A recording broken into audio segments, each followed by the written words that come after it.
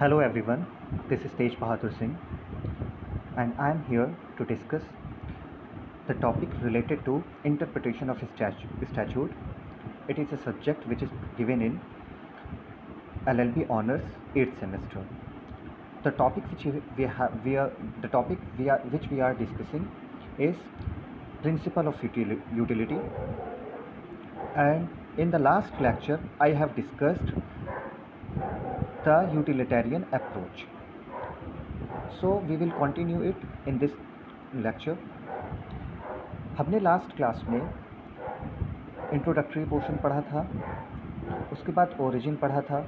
Origin में हमने देखा था कि ये जो यूटिलिटेरियन अप्रोच है ये आपको एंशिएंट ग्रीक फिलॉसफी में मिलता है, और एरिस्टिपस एंड एपिक्यूरस इन्होंने बेसिकली इस पर अपना सबसे पहले ओपिनियन दिया था और बोला था कि जो हैप्पीनेस है that is the only for well being of the people, कि जो happiness is the only good. Happiness केवल एक हैप्पीनेस ही केवल एक चीज़ है जो कि लोगों के अच्छे के लिए होती है।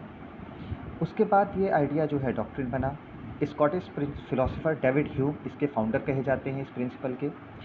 इंग्लिश फिलोसोफर जेसी क्रिस्टी ने इसको बहुत बड़े तरीके से या विगोरसली कह लीजिए एडवोकेट किया था, इसका सपोर्ट किया था। स्कॉटिश फिलोसोफर फ्रांसिस हचिसन ने इसको अपनी बुक जिसका नाम a system of moral philosophy था सबसे पहले एज अ फार्मूला यूज़ किया था, और greatest happiness of greatest number के नाम से, ठीक है। देन कम्बरलैंड, जॉन ग्रे, इन सब ने इस कॉन्सेप्ट को डिस्कस किया था। उसके बाद जेरेमी बेंथम ने पहली बार इसका एक सिस्टमैटिक एक्सपोजिशन दिया था, द अप्रोच ऑफ यूटिलिटेरियनिज्म का, ओके। इन्होंने इसको सबसे ज़्यादा पॉपुलराइज किया था, इसीलिए इसको बेंथम्स स्कूल भी कहते हैं, ठीक है। उसके बाद हम देखेंगे कि हमने इसका मीनिंग समझा था कि यूटिलिटी का मीनिंग क्या होता है। यूटिलिटी का मीनिंग जैसा कि आप स्क्रीन में देख सकते हैं, it means a quality or state of being used, quality to satisfy human minds, मतलब कि एक स्टेट जितना ह्यूमन वांट सेटिस्फाई करती है वो उतना ही यूटिलिटी क्रिएट कर रही है, ठीक है।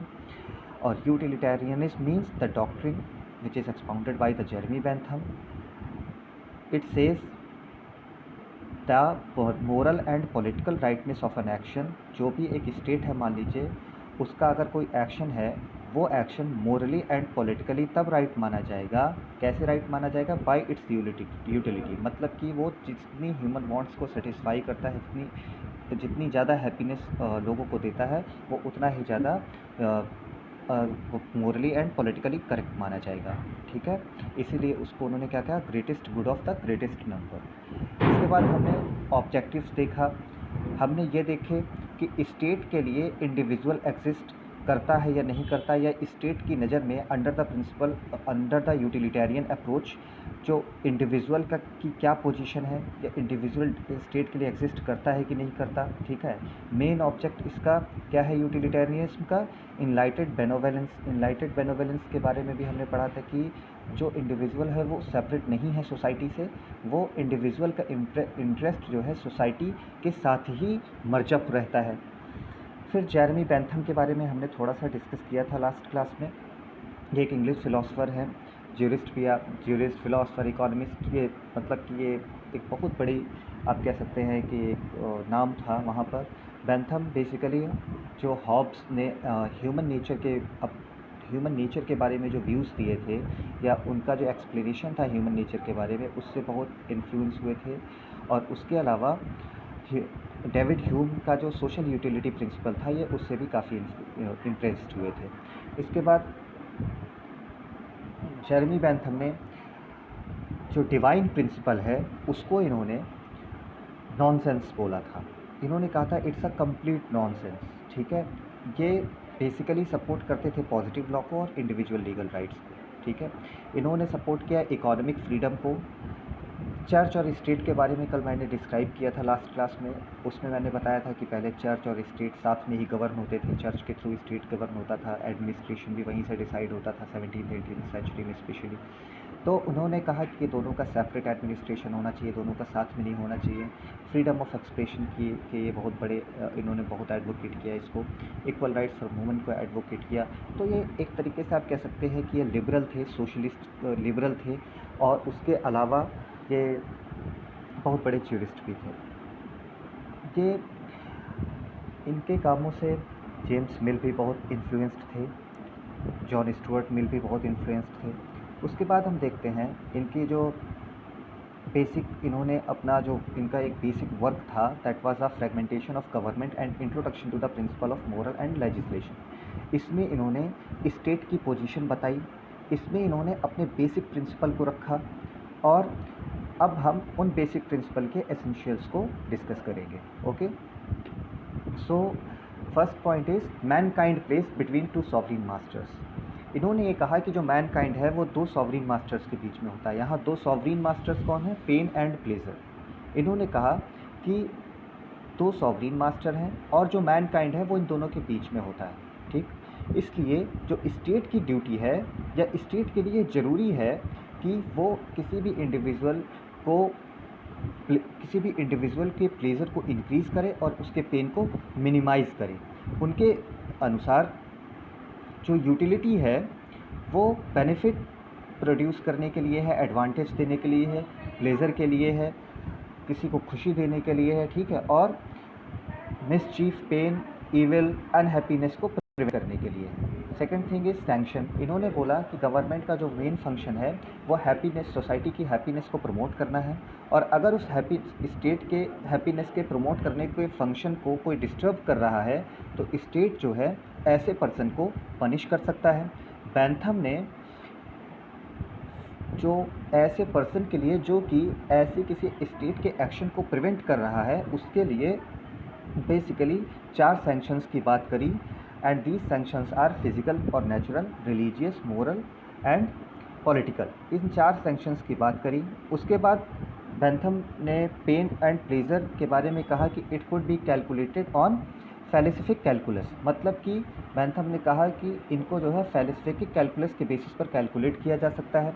इन्होंने 2 तरह के पेन एंड प्लेजर की बात करी, simple pain and complex pain, and simple pleasure and complex pleasure. तो इन्होंने 2 तरह के पेन एंड प्लेजर की बात करी कि पेन एंड प्लेजर के 2 टाइप होते हैं, simple and complex, simple and complex. उसके अलावा बैंथम ने कहा कि जो पेन एंड प्लेजर है इनको हम अरिथमेटिक कैलकुलेट कर सकते हैं, यानी मैथमेटिकल कैलकुलेशन इसका हो सकता है कि किसी का प्लेजर कितना है, किसी का पेन कितना है, उनमें बैलेंस कितना है, और उन्होंने बताया कि ये बेसिकली 7 फैक्टर्स पर डिपेंड करता है।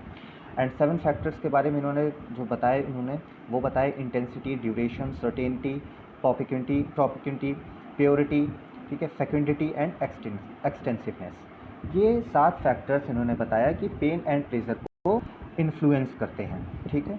इसके अलावा बैंथम ने एक natural right and social contract theory को पूरी तरीके से रिजेक्ट किया। बैंथम ने कहा कि जो नेचुरल राइट्स हैं उसको उन्होंने जो उसके बारे में उन्होंने रेटोरिकल नॉनसेंस अपॉन स्लेट कहा, ठीक है। इसका मतलब वही जो मैंने पहले बताया कि इन्होंने नेचुरल राइट्स को कम्प्लीटली नॉनसेंस बताया। इन्होंने कहा कि rights are created not by the nature but by the law. मतलब कि जो राइट्स है वो नेचर क्रिएट नहीं करता बल्कि लॉ बनाता है, लॉ के थ्रू, मतलब मैन के थ्रू बनाए जाते हैं, ठीक है। So rights are created by law and law is made by man, okay. उसके अलावा बैंथम ने कहा कि लोग लॉ को ऑब्लाइज करते हैं या लोग लॉ को ओबे करते हैं क्योंकि ये लॉ जो है उनके उद्देश्यों की पूर्ति करता है, यानी कि लोगों को क्या देता है? सिक्योरिटी देता है लॉ, लोगों को सब्सटेंस, एविडेंस एंड इक्वालिटी देता है। बैंथम ने बताया कि गवर्नमेंट इसलिए एग्जिस्ट करती है क्योंकि वो हैप्पीनेस, लोगों की हैप्पीनेस को प्रमोट करती है, ठीक है, ना कि किसी सोशल कॉन्ट्रैक्ट की वजह से गवर्नमेंट एग्जिस्ट करती है। उसके अलावा जो मेन बैंथम का जेस्चर था, या आप कह सकते हैं जो मेन एसेंशियल कंपोनेंट था बैंथम की थ्योरी का, that was the greatest good of the greatest number, the greatest good of the greatest number. It means इसमें उन्होंने क्या कहा कि ये आप देख सकते हैं कि इसमें है कि ये मोस्ट इम्पॉर्टेंट फार्मूला था बैंथम यूटिलिटेरियनिस्ट थ्योरी का, और ये सेंट्रल आइडिया था उनकी थ्योरी का। उन्होंने बताया कि हर एक गवर्नमेंट ऑब्लाइज्ड है ऐसी पॉलिसीज़ को अडॉप्ट करने के लिए जो कि ग्रेटेस्ट नंबर में ग्रेटेस्ट गुड दे सके, यानी कि लार्जेस्ट नंबर ऑफ पर्सन्स या आप सोसाइटी कह लीजिए उनको largest number of pleasure provide कर सके। ठीक है, a government which works for the good of a few number is not at all a good government. तो बेंथम ने क्या कहा कि ऐसी गवर्नमेंट जो कि कुछ ही लोगों को प्लेजर दे सके या कुछ ही लोगों का भला कर सके, वो एक अच्छी गवर्नमेंट नहीं मानी जाती। उन्होंने कहा इट इज़ अ टायरनी, ये एक अत्याचार है, ठीक है, एंड अनजस्टिफिएबल, और ये न्याय संगत नहीं है। ऐसी गवर्नमेंट टायरेनिकल गवर्नमेंट पाना और अनजस्टिफिएबल गवर्नमेंट कहा उसे बेंथम ने। Thus, the principle of the greatest good of the greatest numbers is benevolent and universalistic shape। मतलब कि उन्होंने ये कहा कि ये जो मैक्सिम है या ये आप ये कह लीजिए जो कि उनकी लाइन है ये कि the greatest good of the greatest number एक बेनोवेलेंट अप्रोच है और ये सार्वभौमिक रूप से अप्लाई हो सकता है। ठीक है, उसके अलावा बेंथम ने इंडिविजुअल की हैप्पीनेस को भी एक्सप्लेन किया और उन्होंने ये कहा कि जो अगर हम इंडिविजुअल की हैप्पीनेस को एक साइड में रखें और एक साइड पे कई लोगों की हैप्पीनेस को रखें, तो अगर इनमें मान लीजिए इंडिविजुअल और कई लोग यानी कि सोसाइटी, दो की बात करी इन्होंने कि अगर इंडिविजुअल की हैप्पीनेस एक तरफ है और एक तरफ सोसाइटी की हैप्पीनेस है और दोनों में कॉन्फ्लिक्ट हो रहा है, तो इसको हम सबसे अच्छे तरीके से इसी फार्मूले से सॉल्व कर सकते हैं कि जो मैक्सिमम पीपल को मैक्सिमम प्लेजर देते हैं, इससे जो है इंडिविजुअल का जो इंटरेस्ट है वो मर्जअप होगा मैक्सिमम लोगों के साथ और उसे भी अपने आप प्लेजर मिलेगा। ठीक है, यहाँ पर अगर हम आगे इसके देखें तो बेंथम ने ऑब्जर्व किया कि सेल्फ गवर्नमेंट का जो सिस्टम है, सेल्फ गवर्नेंस का, it is the best type of system and it will promote the maximum happiness of the people. उसके बाद बेंथम ने स्टेट को एक लॉ मेकिंग एजेंसी की तरह बताया। इन्होंने कहा कि state is a law making agency. अब उन्होंने बताया कि स्टेट कैसे बनेगा, तो इन्होंने कहा state is a basically group of persons. Group of persons होता है स्टेट जो कि ऑर्गेनाइज किया जाता है या जो कि बनता है, यानी कि उसका पर्पस क्या होगा, to promote and maintenance of happiness. यानी कि स्टेट बेसिकली एक लॉ मेकिंग एजेंसी है जो कि कई लोगों के साथ मिलकर बनाई जाती है और इसका मेन फंक्शन होता है कि हैप्पीनेस को प्रमोट करे और उसको मेंटेन रखे। लेकिन इसको वो किस तरह पाएगी, मतलब कि किस तरीके से हैप्पीनेस को वो मेंटेन और प्रमोट करेगी, इसको वो करेगी थ्रू लॉ, यानी कि लॉ बनाकर। इसीलिए स्टेट को इन्होंने लॉ मेकिंग एजेंसी बताया। ठीक है, इन्होंने ये बताया कि बाय मीन्स ऑफ लॉ, मतलब कि लॉ के द्वारा स्टेट रिवार्ड्स और so that the happiness is increased and pain decrease. जैसा कि हमने पहले देखा, इन्होंने ये बात कही कि इन दो मतलब कि इसके द्वारा स्टेट के थ्रू स्टेट क्या करेगा कि प्लेजर को इंक्रीज़ करेगा और जो उस प्लेजर को प्रिवेंट करते हैं, यानी कि स्टेट की कोई पॉलिसी है जिससे कि अधिकतम लोगों का कल्याण हो रहा है या अधिकतम लोगों को खुशी मिल रही है, तो अब और इस चीज़ को अगर कोई प्रिवेंट करता है तो स्टेट उसे पनिश करेगा कि हैप्पीनेस को इंक्रीज़ किया जा सके और पेन को डिक्रीज़ किया जा सके। ठीक है, इसके बाद उन्होंने बोला कि लॉ को जो है, जो स्टेट लॉ बनाता है उसे बैड एक्शंस को संज्ञान में लेना चाहिए, जो भी बैड एक्शंस हैं उन्हें संज्ञान में लेना चाहिए और ऐसे हर पर्सन जो कि ऐसे बैड एक्शंस कर रहा है उसे जो है उस पर पनिशमेंट इन्फिक्ट करनी चाहिए, यानी कि उसको पनिशमेंट देनी चाहिए। ठीक है, ताकि जो प्लेज़र और पेन का जो बैलेंस है वो बना रहे, यानी कि प्लेज़र हमेशा डोमिनेट करे पेन पर, ठीक है, और प्लेज़र इंक्रीज़ हो सके, ठीक, और पेन डिक्रीज़ हो सके। उन्होंने कहा कि मोरालिटी इज़ सफिशिएंट नहीं है, morality is not sufficient and unless law comes into operation, और जब तक लॉ ऑपरेशन में नहीं आता, ठीक है, bad things can not be out of place. यानी कि उनके हिसाब से कि मोरालिटी से सारी बुराइयां दूर नहीं हो सकती। उन्होंने ये बताया कि हमें लॉ लाना पड़ेगा और ऐसे लोग जो कि नहीं मान रहे हैं उन्हें हमें पनिश करना पड़ेगा स्टेट के थ्रू, स्टेट लॉ के थ्रू उन्हें पनिश करेगा, और इस तरीके से ही वो एक्शंस जो कि बुरे माने जाते हैं उन्हें हम आउट ऑफ प्लेस कर सकते हैं। ठीक है, इनके हिसाब से only law being the command of the sovereign, उन्होंने कहा कि लॉ जो है सॉवरीन की तरह माना जाएगा, या लॉ को जो है सॉवरीन के कमांड की तरह, इज द सॉवरीन हियर स्टेट। तो उन्होंने कहा कि जो लॉ है वो स्टेट जो कि सॉवरीन है, तो स्टेट का कमांड जो है लॉ है। तो लॉ के थ्रू सॉवरीन क्या सिक्योर कर सकता है? Habitual obedience of the people. आप जानते होंगे habitual obedience of the people का मतलब इसमें जो लोग जो है स्टेट के एक्शंस या स्टेट की कमांड को फॉलो करें, और ये केवल कैसे किया जा सकता है?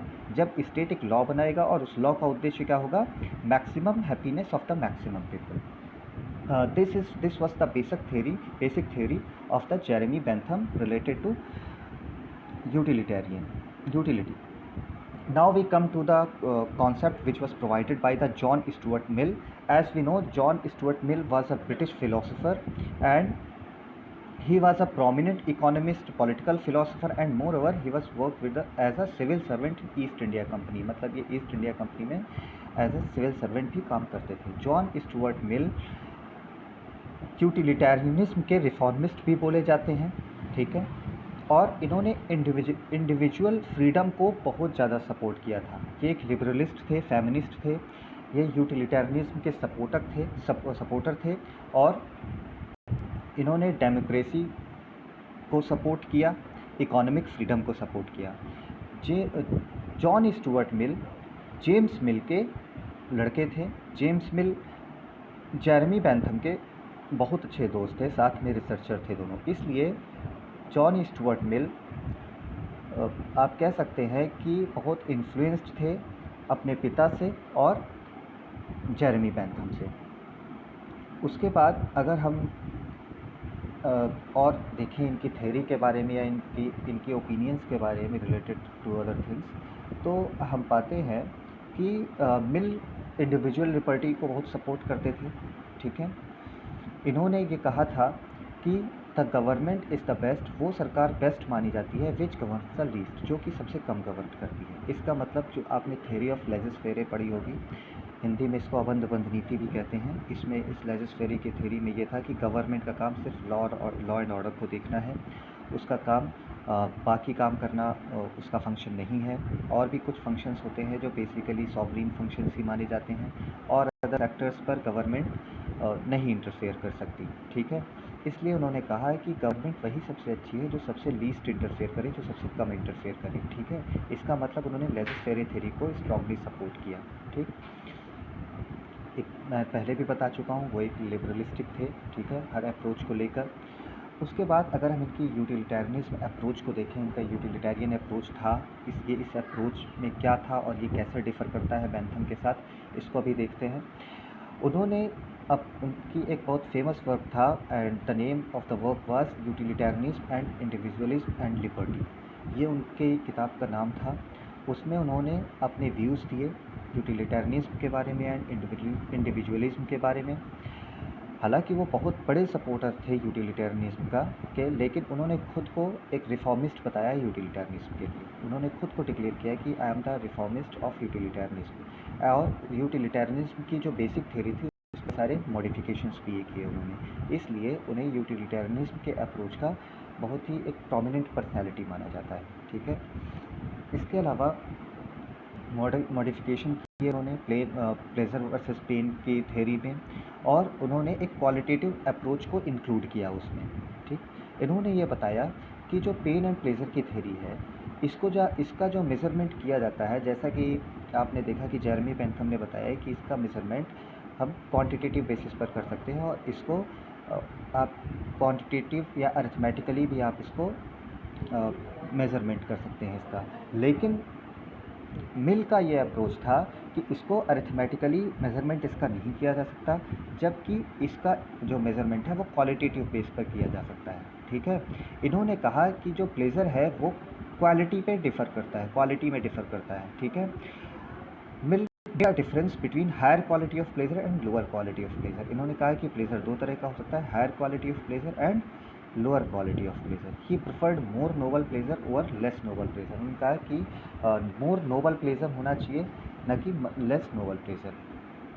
तो ये बेसिकली जो एक अगर आप बेसिक डिफरेंस की बात करें मिल की थ्योरी और बेंथम की थ्योरी में, तो ये जो बेसिक डिफरेंस था दोनों में, वो डिफरेंस था क्वालिटेटिव एस्पेक्ट और क्वांटिटेटिव एस्पेक्ट पर। जेरेमी बेंथम क्वांटिटेटिव मेजरमेंट की बात करते थे, एक मैथमेटिकल मेजरमेंट की बात करते थे प्लेजर और पेन में, जबकि मिल बात करते हैं क्वालिटेटिव एस्पेक्ट की, ठीक है, क्वालिटेटिव मेजरमेंट की बात करते हैं। उसके बाद हम आते हैं अगर इसमें कि अब और कुछ डिफरेंसेस देखते हैं, ठीक है। और इसमें डिफरेंसेस क्या थे? बेसिकली बेंथम की थ्योरी में आप एक बहुत बड़ी आप इंडिविजुअल इंटरेस्ट और जनरल हैप्पीनेस के बीच में बहुत बड़ा डिफरेंस पाएंगे। उन्होंने इस डिफरेंस को पूरी तरीके से एक्सप्लेन भी नहीं किया है, but you can find a gulf between individual interest and general happiness, ठीक है, individual interest and general happiness. लेकिन मिल ने उसको नैरो डाउन किया है। और जैसा कि हमने पढ़ा कि मिल खुद एक इंडिविजुअलिज्म के बहुत बड़े सपोर्टर थे, ठीक है, इसलिए उन्होंने उस खाई को कम किया। इसके अलावा बेंथम यूटिलिटेरियनिज्म का सपोर्ट करते थे, किस तरीके से कि greatest good of the greatest number के बेसिस पर, ठीक।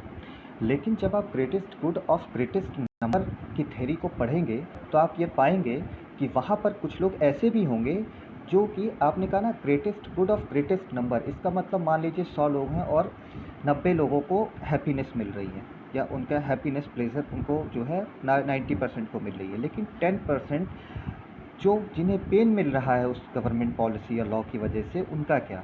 तो आप ये कह सकते हैं यहाँ पर कि ये जो चीज़ थी, it was a chance for the separation of minorities. ये जो माइनॉरिटीज़ के जो राइट्स थे, जो हम 10% की बात कर रहे हैं, उनके चांसेस तो सप्रेस हो रहे थे ना, या उनके इंटरेस्टेड तो सप्रेस हो रहे थे।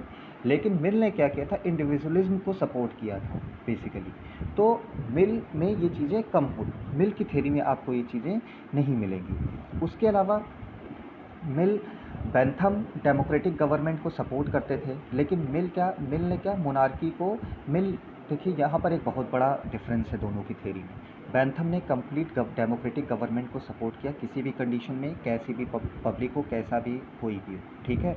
लेकिन मिल ने क्या कहा? मिल ने 2 भागों में डिवाइड कर दिया, ठीक है, ये। और उन्होंने ये डिवीज़न कंडीशन के बेसिस पर किया कि कंडीशन क्या है या वहाँ की सिचुएशन क्या है जिस सोसाइटी की हम बात कर रहे हैं। तो इन्होंने क्या कहा?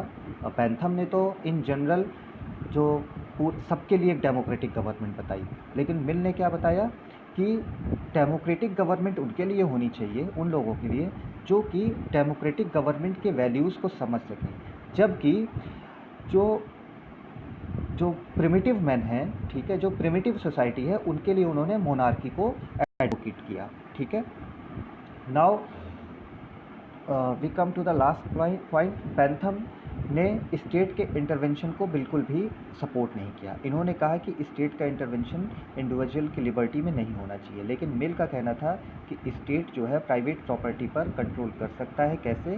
वो टैक्स वैक्स लगा के, ठीक है। तो इन्होंने कुछ हद तक मिल ने बोला कि थोड़ा बहुत स्टेट का कंट्रोल हो सकता है कुछ कंडीशंस में बस, तो थोड़ा बहुत डिफर किया इस चीज़ को लेकर दोनों ने। फिर इसके बाद हम अगर इसका कंक्लूसिव पॉइंट देखें तो आप ये कह सकते हैं कि जो यूटिलिटेरियन अप्रोच है वो पूरी तरीके से डिवाइन राइट्स की बात करता है, ठीक है, डिवाइन राइट्स को रिजेक्ट करता है, नेचुरल राइट्स को रिजेक्ट करता है, सोशल कॉन्ट्रैक्ट थ्योरी को रिजेक्ट करता है, ठीक है। ये इंडिविजुअलिज्म को थोड़ा सा सपोर्ट करता है, ये एक अल्ट्रुइस्टिक अप्रोच है, इगोइस्टिक नहीं है, ठीक है। उसके अलावा आज के टाइम पे देखेंगे तो ये यूटिलिटेरियन थ्योरी का जो कॉन्सेप्ट है वो हमारे देश के इवन कॉन्स्टिट्यूशन में भी बहुत ज़्यादा मिलेगा, क्योंकि इस अप्रोच में हम एक चीज़ पाते हैं कि हमारे आजकल आप मोस्ट ऑफ द गवर्नमेंट्स को देखेंगे, मेजॉरिटी ऑफ द गवर्नमेंट्स में आप ये चीज़ पाएंगे कि वो अल्ट्रुइस्ट फॉर्म की हैं या फिर वेलफेयर गवर्नमेंट्स हैं। वो लोगों का ज़्यादा से ज़्यादा अगर आप ढंग से देखें तो बेसिकली उनका जो बेसिक पर्पस है एंड वो जो पर्पस है that is the greatest happiness to the greatest number. अगर हम अपने देश में भी देखें, अगर हम सिर्फ कॉन्स्टिट्यूशन को उठा लें तो कॉन्स्टिट्यूशन में भी अगर पूरा आप टीपीएसपी को देखिए, टीपीएसपी में क्या है? That is the basic thing is there. हम पाएंगे वहाँ पर we will find there the government policy is the greatest happiness to the greatest number. Even fundamental right is there, वहाँ पर भी गई है। गवर्नमेंट को हर जगह एक रिस्पॉन्सिबिलिटी दी गई है कि गवर्नमेंट क्या करे, ज़्यादा से ज़्यादा लोगों के लिए अच्छा करे, कुछ ऐसी पॉलिसीज़ चलाए जो कि लोगों के भले के लिए हों। ठीक है, आप किसी भी लॉ को देखेंगे, आप आईपीसी में जाएंगे तो आईपीसी में भी इंडियन आई पीनल कोड में भी, तो ऐसा पर्सन जो कि पेन क्रिएट कर रहा है हमारी सोसाइटी में, वो पर्सन पनिश किया जाता है। ठीक है, ऐसे पर्सन को पनिश किया जाता है। तो इसका मतलब जो ये यूटिलिटेरियन अप्रोच है विच जो कि बेसिकली एक्सप्लेन किया गया बेंथम और मिल के थ्रू, ये कहीं ना कहीं से आज भी बहुत ही ज़्यादा रिलेवेंट है। ठीक है, next we will discuss next topic in the next class. Okay, thank you.